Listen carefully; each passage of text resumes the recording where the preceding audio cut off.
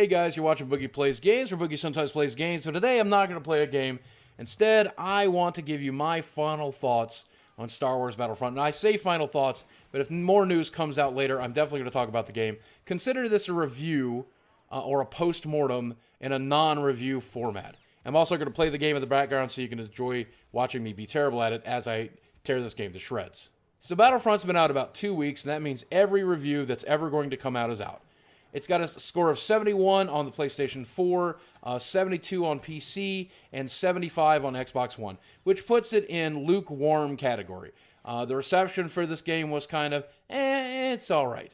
I want to talk about why that is, I want to talk about what they could have done different, and I want to talk about what they could do to fix it right now. So first, let's talk about what they got right, because believe it or not, they got quite a bit right. Not a lot of people want to admit that, but I'm glad to admit it. First off, the game is beautiful. It looks fantastic. Whether it's the maps or the backdrops or the special effects or the character models, doesn't matter. Everything looks really, really good. There are a few things here and there that don't look great, such as some of the hero character models, but that's fine. For the most part, the game is gorgeous. And it also sounds really, really good too. The special effects for the weapons, the soundtrack, everything looks fantastic and sounds fantastic. Now, some of the hero voiceovers are not great. That's probably the weakest thing when it comes to sound. But visually and audio-wise, this game knocks it out of the park. And the game is really fun. And that's what a game is supposed to be. A lot of people don't want to admit that, but the game is a lot of fun. It is very casual, and it feels kind of arcadey. And it seems very unfair at times, which it definitely is. But death isn't a big deal. There's no real issues. You don't even really have to worry that much about kill-death ratio. You get in there, you pew, pew, pew, and it's a lot of fun. And I have to say that as a casual player myself, I cannot bring myself to uninstall it from the hard drive because I pop on and play a couple of matches every few days. Even though there are other games I'm supposed to be playing for YouTube or Twitch, I will pop in and play a match or two. Where the game goes wrong is that gameplay, number one, and its business model as well. And marketing plays a small role too, but I want to talk about each of those first. First, gameplay-wise, the biggest failing is that it does not appeal to the hardcore gamer demographic. And this demographic still buys a hell of a lot of games. And the reason it doesn't appeal to those players is because, number one, it's not true to the originals, and those people who played that game really, really wanted it to be. Secondly, the gameplay is often unfair with the spawning issues and the different weapons in the game and the balancing issues and the way heroes work.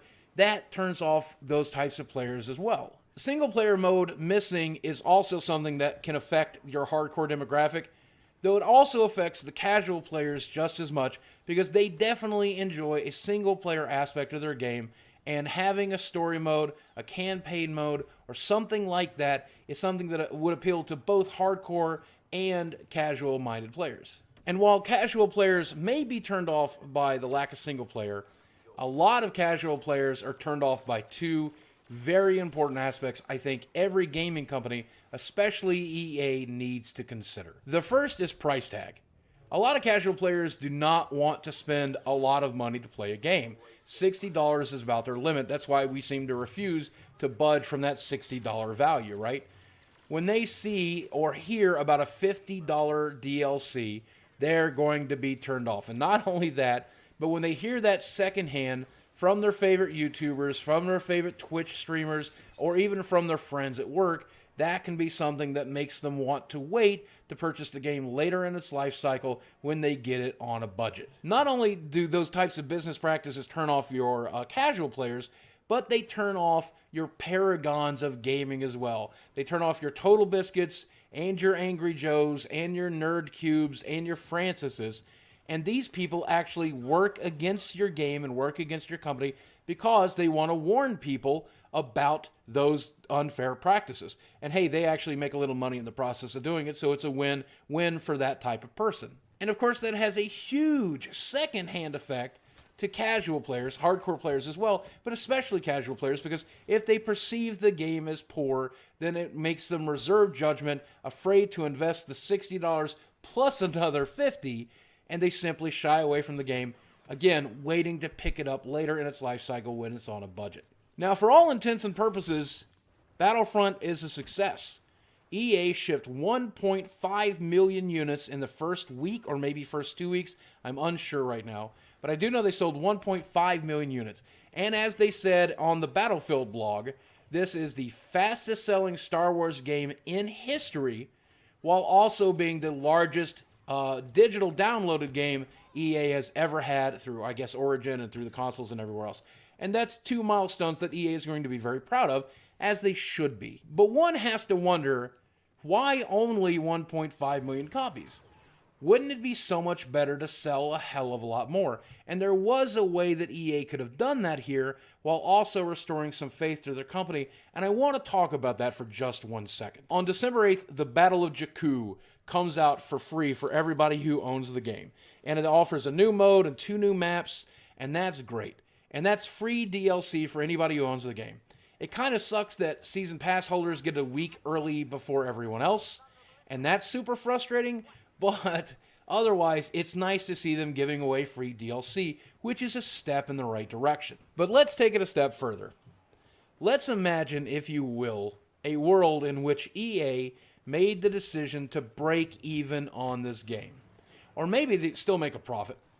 They decided that after the lukewarm reception of this game during the beta, where a lot of players said it didn't feel deep enough and they were worried about the original game, they devoted their company and the DLC that was coming out to be given away to every player for free.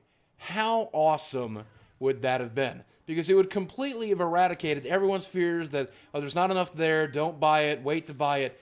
If you're getting all that stuff for free, starting with the next 2 weeks later with the Battle of Jakku, you would have had some very, very satisfied YouTubers, very satisfied Twitch streamers, and a ton of satisfied casual players, even though you still lose out on your hardcore demographic there. Because if you sit down and do the math, selling 1.5 million units in the first couple of weeks is nice.